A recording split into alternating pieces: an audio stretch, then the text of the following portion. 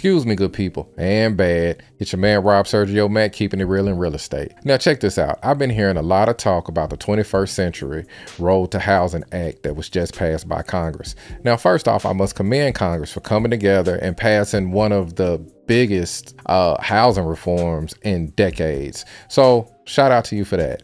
Now, unfortunately, this doesn't help everybody. And when it comes to this affordable housing crisis in America, there is no cure-all that's going to be fair to everyone impacted. So what does it do and why should you care?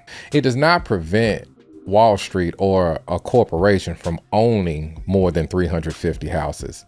What it does, it prevents them from purchasing 350 plus houses, meaning that if a company already owns 500 houses, they're not required to sell 150 to fall below that 350 house threshold. Now, they're hoping, in my opinion, that this creates more inventory.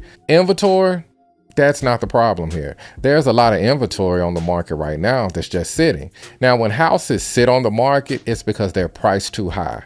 When a person goes to purchase a house, there was a time where there was cash offers coming from these corporations that made the seller have to consider, hey, would I rather take 20% lower than I want for the house to get out of the house quick?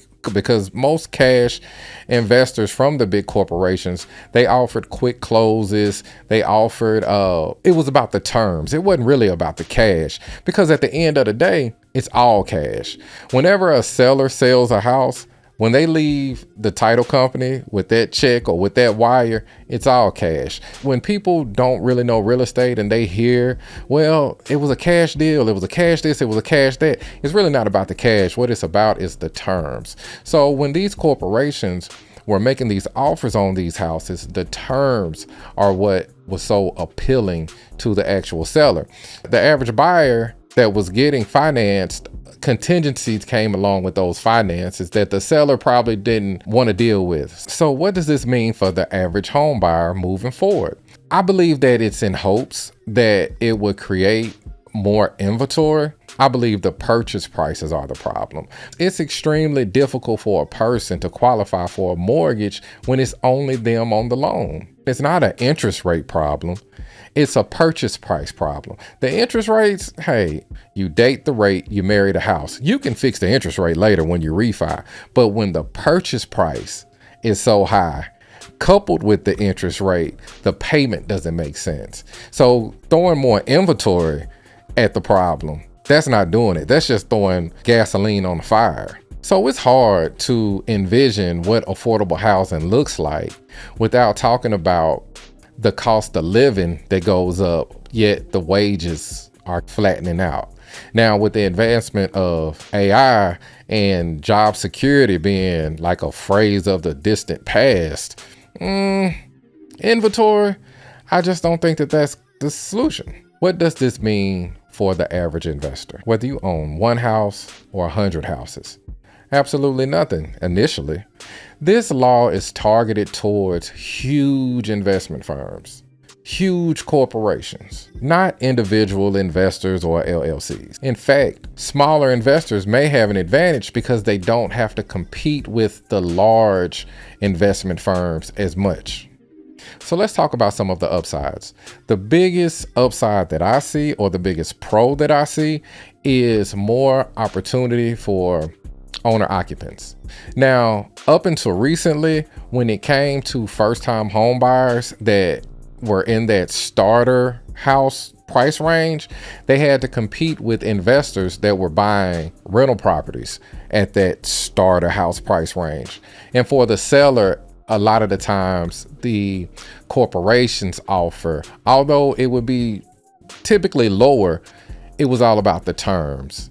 It wasn't about the all cash thing. It was about the terms. And the owner occupants or the first time home buyers usually lost that deal and got priced out of the real estate market temporarily because Wall Street was just running wild out here. Next, it slows down neighborhood consolidation. When one company owns a whole neighborhood, they can do some strange things when it comes to the rental market. They can do some strange things when it comes to gentrification. So preventing that from happening at this level, at this federal level, I think is a huge step in the right direction.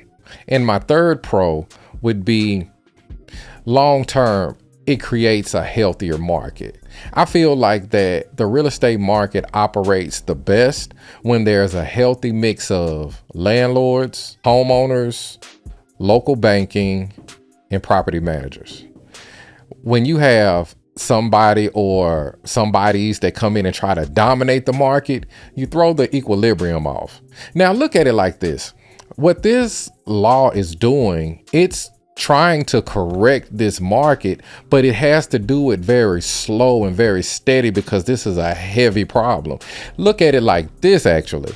This isn't like a speedboat that's banking a hard right turn. This is a huge cruise ship that's banking a hard right turn. So it's going to be a lot slower and people will fall by the wayside.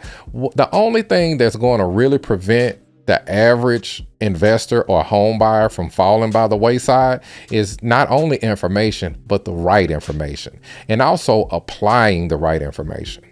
So now let's talk about the cons. I don't want to use cons. Let's just say downsides.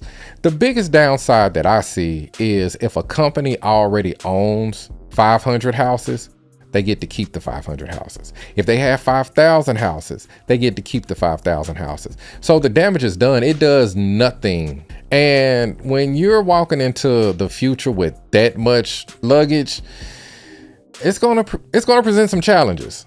My second downside, I don't feel like it's going to do much to affect home prices right off. Home prices are going to be what home prices are because people purchase those houses at an inflated price. So somebody's going to have to take a loss somewhere. Is it going to be the regular homeowner that's going to have to sell the house for a lot lower than they initially wanted to sell it? Or is it going to be one of these bigger corporations? Number three, I think it's number three.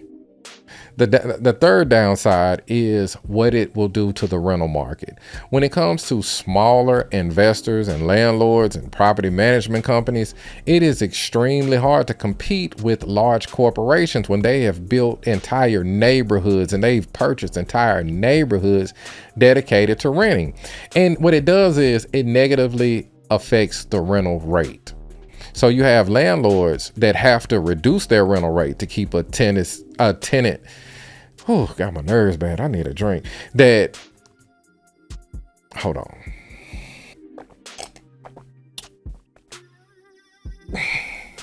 What was I?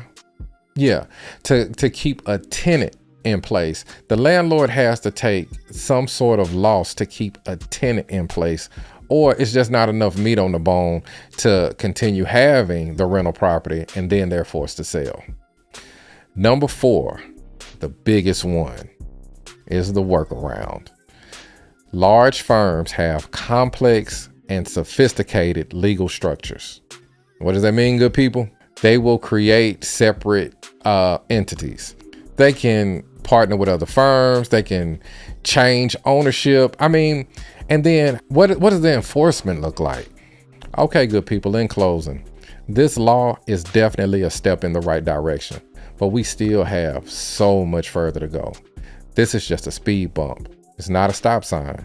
If you are looking to purchase a home, still purchase a home. Right now is still the time to purchase. Equip yourself with the right information and make the right decision. Well, till the next time, good people, it's your man, Sergio Mack with the 3 Keys podcast, where we are committed to bringing you the knowledge, wisdom, and understanding as we keep it real in real estate. Peace.